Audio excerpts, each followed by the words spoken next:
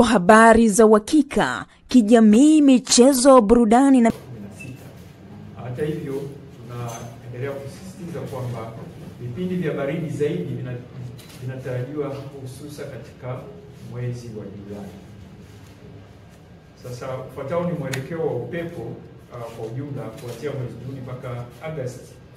Tunatarajia kwamba upepo wa wastani utavuma kutoka kusini mashariki katika maeneo mengi ya nchi, lakini vipindi vichache vya upepo mkali utakaovuma kutoka kusini hususa kwenye mwezi wa Juni na Julai pia vinatarajiwa katika ukanda wa pwani ya bahari ya Hindi pamoja na maeneo ya nchi kavu.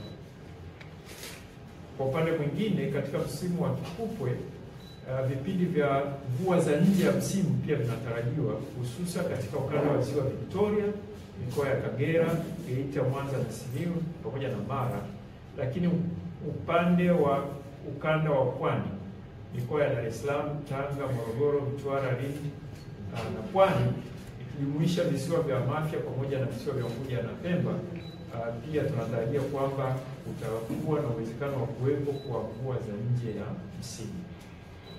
Sasa ufuatayo ni tathmini ya athari ambazo tunazitarajia. Na kwanza ni magonjwa yanayohusiana na hali ya ubaridi kama vile homa ya mapafu na magonjwa ya mifugo yanaweza kujitokeza ingawa kwa kiasi kidogo. Lakini vile vile hali ya vumbi linalosababishwa na upepo katika baadhi ya maeneo inaweza kupelekea uwepo wa magonjwa ya macho. Sasa tunatoa ushauri ufuatao. Kwanza, tahadhari za kiafya zichukuliwe ili kulinda jamii dhidi ya magonjwa yanayoweza kusababishwa na hali ya baridi pamoja na vumbi. Wakulima pia naendelea kushauri kwa kuzingatia pia ushauri wa maafisa ugani, lakini kulima mboga na mazao ya mizizi kama viazi katika maeneo evu, lakini ni vizuri pia wakaendelea kuzingatia ushauri unaotolewa na maafisa ugani. Sasa mamlaka ya hali ya hewa tunapenda kuendelea kutoa angalizo kwamba tutaendelea kufuatilia mifumo ya hali ya hewa na kutoa mrejesho kadri inavyohitajika na kadri inavyowezekana kulingana na miongozo yetu ya kazi.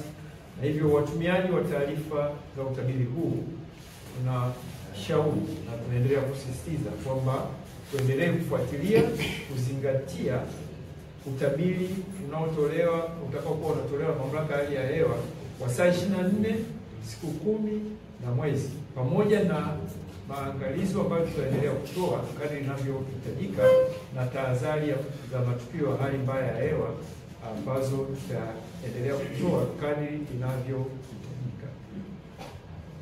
Asanteni sana kwa kunisikiliza.